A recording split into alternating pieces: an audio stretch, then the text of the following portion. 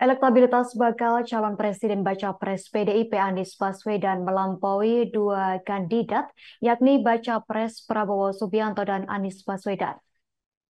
Informasi tersebut menurut hasil survei terbaru Lembaga Survei Indonesia atau LSI.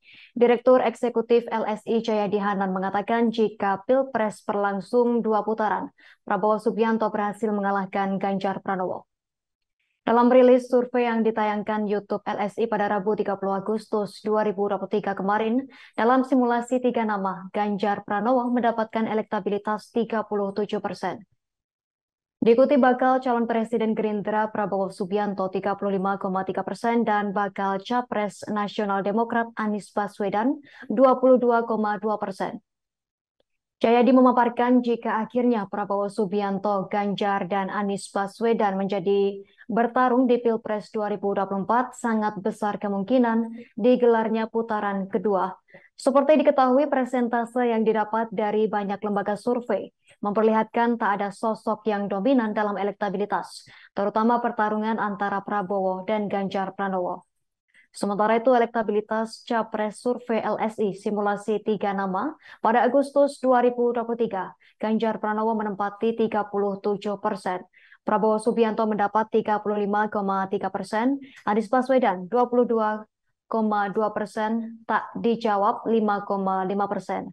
Kemudian pada Agustus 2022, Ganjar Pranowo mendapat 31,7%, Prabowo Subianto mendapat 30,1%, Anies Baswedan 28,2%, tidak jawab 10%. Sementara itu, putaran kedua Pilpres hanya akan menampilkan dua pasangan calon presiden saja. Keduanya akan head-to-head alias berhadapan setelah menyingkirkan pasangan lain di putaran pertama. Dalam hasil survei yang dirilis LSI, Prabowo Subianto berhasil mengalahkan Ganjar Pranowo. Bahkan keunggulan Prabowo atas Ganjar hampir 2 kali margin of error.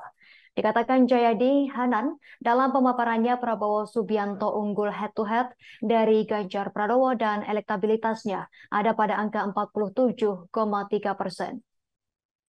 Menurut Jayadi, hasil ini cukup besar, hampir 2 kali margin of error keunggulannya. Keunggulan yang meski 2 kali margin of error menurut Jayadi cukup meaningful. Sebagai tambahan, survei LSI ini digelar 3 hingga 9 Agustus 2023 lalu.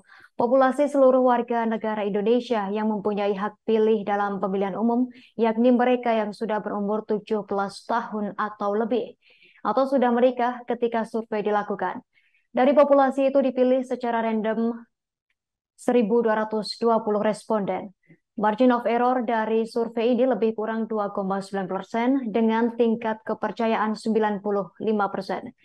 Masih dalam pemaparan hasil surveinya, Jayadi Hanan mengungkapkan tren kemana suara pemilih Jokowi dan sejumlah parpol dalam Pilpres mendatang. Berdasarkan temuan LSI, kebanyakan pemilih Joko Widodo pada pemilu Presiden Pilpres 2019 akan memilih Ganjar Pranowo pada Pilpres 2024 mendatang.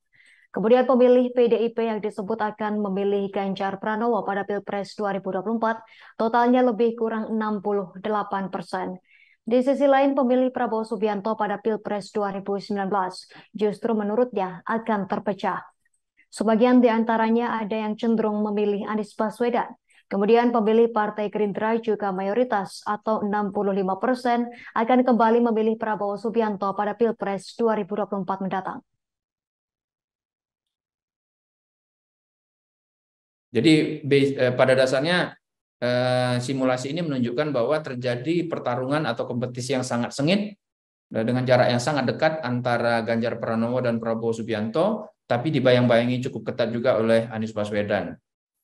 Nah, ini simulasi tiga nama juga kalau kita perhatikan di sini antara Prabowo dan Ganjar, Ganjar unggul di 37% pada Agustus 2023, tapi Prabowo di angka 35,3, jadi selisihnya hanya 1,7% saja.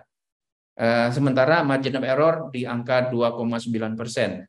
Anies di angka 22,% sedikit menurun ya, cukup signifikan dibanding Agustus atau setahun yang lalu.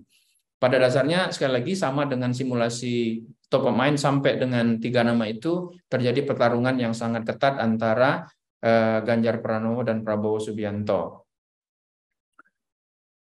Tetapi apakah angka-angka misalnya yang tiga nama ini akan masih mudah berubah, akan masih berubah? Jawabannya iya, masih sangat mungkin berubah. Kenapa? Karena ada sekitar 34% pemilih yang sudah menentukan pilihannya saat ini ke 3 nama tersebut, itu yang menyatakan pilihannya belum kuat, masih 34%-an. Kalau digabung dengan yang 1,7% yang belum menentukan pilihan, maka ada sekitar 36% masyarakat kita atau pemilih kita yang belum punya pilihan atau yang masih mudah berubah pilihannya. Jadi kalau lihat angka ini, kompetisi antara 3 nama masih mungkin dinamis.